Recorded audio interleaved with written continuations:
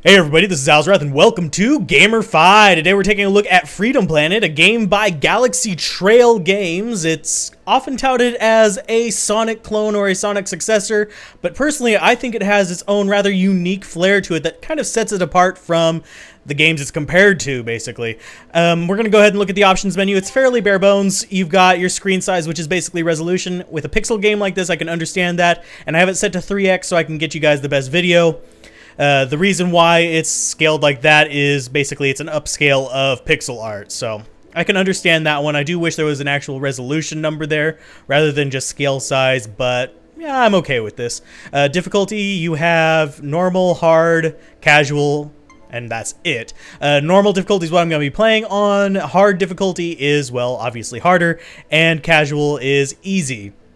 Personally, I believe games should always be kind of geared towards playing on normal difficulty, and then you can kind of scale it around from there for people who want to challenge. Basic controls, you have to set your controller controls whenever you first set it up too. It's pretty easy to do, doesn't take too long. Took me about 5 minutes to get to it and go in. So let's go ahead and just press OK. You have a gallery and time attack. Time attack is just as it sounds. If you played classic games, you know that's basically a speed running thing. So we'll go ahead and click start game. I have a couple files here, both of them the same character. I've been experimenting with things on them, as you can tell. And we're going to go ahead and start a new file. And I've actually attempted to do a LP of this, but for now we're just going to do this. I'm going to go ahead and grab file 3, and you have a choice between adventure mode and classic mode. Adventure mode is basically your story mode with like the cutscenes and stuff. There's actually a cutscene at the very beginning, and then you have classic mode, which is more like a Sonic game where you just play through the levels and explore it that way. We can go ahead and click on that one. I'm going to skip the adventure mode simply because if I do an LP, that's the kind of area I'm going to be doing it in. So let's click on classic and see what we have a choice of. Right now I have 3 characters unlocked. We have Lilac, Carol, and Mia. Each of them plays rather differently. Mia plays kind of like Tails. Carol plays almost Mario-esque, if I could compare it to pretty much anything, where you have a bunch of little melee attacks and not really high mobility. Lilac plays kind of a balanced kind of character, more like what you'd experience from, say, a Sonic type character. So let's go ahead and click Lilac. She is kind of the default character that you're expected to choose. The other two I might cover in a different video format or something like that, or possibly add a bonus episode. If I do, I'll include a little annotation somewhere on the screen covering them. Let's go ahead and click on Lilac and see what we've got. Stage 1, Dragon Valley. Now, the starting stage depends on which character you choose. For Lilac and Mia, you start in... Actually, I think it's Lilac and Carol that you start in this one. 2 of them start in Dragon Valley. The other one starts in kind of a weird underground area. But that's an entirely different discussion. But they are in order. I have a feeling it's based on what would be going on in the story. In this game, unlike the Sonic games though, you actually have attacks and stuff that you do, and you see a little energy bar up there. As I attack, well, not with that one, but as I use this ability, you'll see that I actually use up parts of that bar for my abilities there. So that's an important thing to remember. And as you liberate things, you obviously free them from their little bodies. I don't know the story behind it just yet because I haven't gone through the adventure mode because I don't want to spoil it for myself. Oh, there was something that was a little bit scary. But yeah, we can come across here, and the bosses are... I like how it utilizes the mechanics that are kind of unique to this game to have the boss fights. So I'm going to try and show that off at least once in here. Let's go ahead and skip over that guy and kill him. There we go. Now, there are a few things that I would gripe about in this. One of them being, I already griped about it, was the resolution thing, where it just shows 3x. But the other thing is you have these little bouncing panels that, if you're familiar with the Sonic games, they should seem fairly familiar to you. But in this game, they aren't quite as smooth as one would hope. Let's go ahead and just go this way. Boop, boop, boop. And up. And we can just hop across here. Boom. There we go. And they just don't feel quite as smooth as they do in like the Sonic games and stuff like that. Simply because whenever you run into something, if we can find one that's a horizontal right here, I'm going to go ahead and bust through that and keep going. There's an extra life. I do like how the extra lives are done, by the way. We have them in these little cages, and once you free them, you have to kind of capture them and they will become extra lives. That's really kind of a neat concept. But anyway, the controls leave a little bit to be desired at times, simply because the motion isn't quite as smooth as you would think. As you can see, if I bounce against that, usually in Sonic games, if I would turn and I would wait a second or so from turning, it would still count the momentum as going forward. But here, if you have a run-in with that and you don't get it just right on, you actually don't capture the momentum of it. So that is a little bit of a turn-off, but it's not horrible. It's overcomable once you get aware of it. It's just a little bit frustrating if you're coming into this thinking, oh, it's going to play like Sonic. It's just not quite as smooth, but it makes up for it in its variety of mechanics. And as you can see, once you get going, it really does play like a Sonic game. And yes, you can run through enemies without taking damage. That's kind of a nice thing in this game. In the old Sonic games, you couldn't do that for the most part. So that's an important thing to notice. There's also spikes. They don't have the ugly Mega Man spike syndrome, but still, nonetheless, they are. Let's go ahead and do this. Oop. Let's dodge his shots. And come in. As you can see, as I'm getting hit, these little leaves, as I mispronounce my word, start to disappear on the left. That's actually your health. You don't drop rings or anything like that like you did in Sonic or anything like that. Instead, you just lose life. Right now, I'm fairly low on life, but we can regain that fairly easily in the next area. You'll get them from red petals. Let's go ahead and skip over that guy.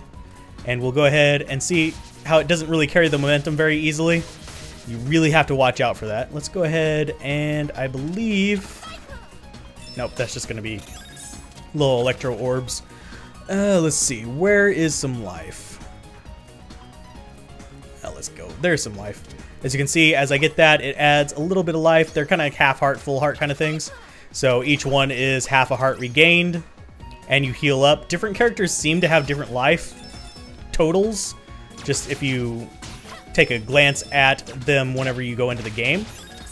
Because one of them has like 3, another one has the same as this with an energy bar as well.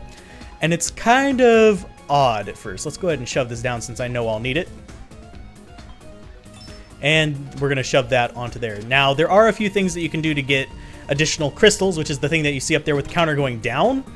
As you get more crystals, you notice that goes down, and whenever it reaches 0, you get an extra life. It's kind of like the coin system, where if you get 100 coins, you get an extra life in Sonic. And I'm going to be making a lot of Sonic comparisons with this, simply because of how similar they are in their play style. So let's go ahead and grab that.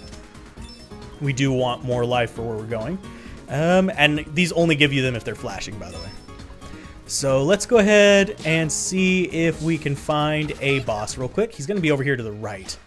And I'm going to probably suck horribly at him while I'm commentating. Oh. Oops. I messed that one up. But at least this is a chance for me to show you where even if you slow down running, let's go up that one really slow.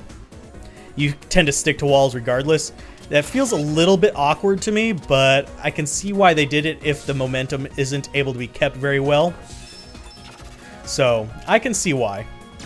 You die. Let's see. Do we have any life resources? I need some. Nope. Doesn't look like it. No. Oh, there was one. There was one. There's a flower. Come on, let me down there. There we go. Boom. Sonic spin kind of thing going in there, and we can get a whole bunch of life from those flowers. You'll see those pop up rather frequently. In this one, you actually have a sort of multi-stage boss. As you can see, I'm hopping through them, and there is a trick to them, where if you can get as many of these as possible in one little swing, boom, there you go. You can take him out by taking out all of his armor. It's not too hard to do, and then once you get rid of his armor, you can get rid of his head. I think we just got his last little bit of armor there, and he's going to go ahead and shoot off to the right. You don't take damage from him from doing that. But that's pretty much how it plays, and this isn't quite to the boss fight yet. Here we'll show some more of the running up the wall slowly, which is really awkward. But I think it does a good job at capturing the energy of classic titles in this genre. And let's go ahead and we'll do this the easy way. It does have little collectible star things such as that one, which do give you bonus things at the very end of a level if you collect enough of them. So that's kind of an important thing to keep aware of the presence of. There is an oxygen meter for underwater, as you can see over there on the left. It will come in handy to keep an eye on that later on in the game. Actually, later on in this level even. As you gain life beyond your base, you actually get crystals for it as well. I'm trying to think what else is worth mentioning. The level design, I'd say it's good. It's not the best I've seen, honestly, but it accomplishes the goal, and if they make a second one, I would wager that they will have it refined to a point where it's even, well, even comparable to the classic games that it is stylized in the fashion of. Let's go ahead and grab these and avoid my awkward usage of statements there. We can go ahead and hit that and knock it down. There's a lot of movable and destructible terrain in this one, which is nice. We can go down here, I believe. Yes, there's going to be a bonus there. Then we can go down this one, and you have to dodge the snake again here and there. Go ahead and dodge him again there. Let's go ahead and go across. Then you'll have to dodge him again up over here as he continues to hop up through holes in the ground. Let's just go on up as best we can. Not too hard to dodge him on this part, and I do appreciate the locations that they put it in, simply because it makes it, you're aware of his presence, but you don't really have to worry about it too much. Let's see. Let's just go ahead and run, and we'll get over to fighting him in the end. Let's go ahead and grab that first. It's a little bit of a hidden item there. And here's going to be probably the first spot where you have to worry about going underwater. We took some unnecessary damage there, but we can get it back relatively easy right there. Not going to go back for that extra one. But if we come across, there's actually a bar there for the other characters since they can't fly quite as easily as this one. Let's go ahead and do that and get the rock coming down so we can go into our water area. I don't know what happens if you run out of oxygen, but swimming is not entirely necessary, but it's done fairly well. Jumping makes you go up, and not jumping makes you go down. It's fairly straightforward in that regard. Up here, we'll get another flower thing to give us some more flowers and possibly some gems. Pretty basic. I do like that the levels are fairly complex. They do remind me of Sonic 2's levels. I'm going to go ahead and try not to... That's the first time I've actually gotten hit by any of those. I got hit by all three. Man, I suck. But I like how they have the levels varied up and somewhat broken up. As you can see right here, if you let the level kind of get ahead of you, it'll spawn another boulder right behind us. Yep, there we go. See, it'll come through. You can kind of even chase the boulders, but I like how it's varied, and it has the energy of the old Sonic 2 games. Oh, goodness gracious.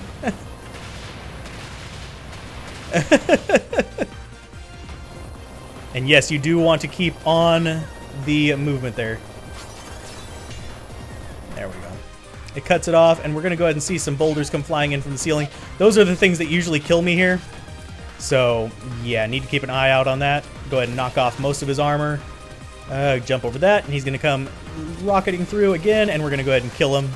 And he's going to launch another volley of rocks down from the ceiling. They aren't really targeted, but their hitboxes are a little bit wonky. He's pretty easy to take out, by the way.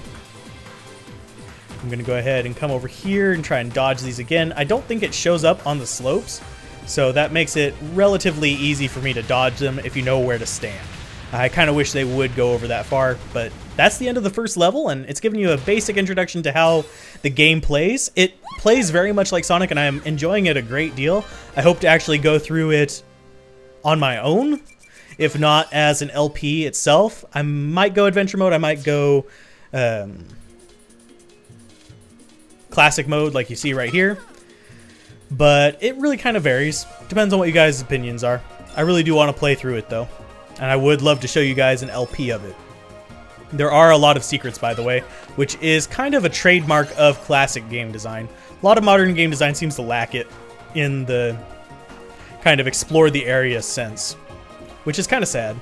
But the tile sets are widely varied. There's actually one that reminds me of a classic Sonic tile set, and that's the third stage. It actually reminds me of the kind of circus looking one. Well, let's go ahead and kill this guy, and I'll stand still for a moment and say, basically, I think this game is definitely worth picking up if you enjoy any of the classic like Sega or even Nintendo games that the later Super Mario Brothers really took advantage of it, and we'll actually even see some of the idle animations here as we talk over it. But this has been another episode of GamerFi. We showed off one of the most basic boss battles. There's actually a better boss battle at the end of this stage. I might put it in as bonus footage. But if you guys enjoyed it, be sure to like, comment, and subscribe, and I will see you guys next time on GamerFi. Bye.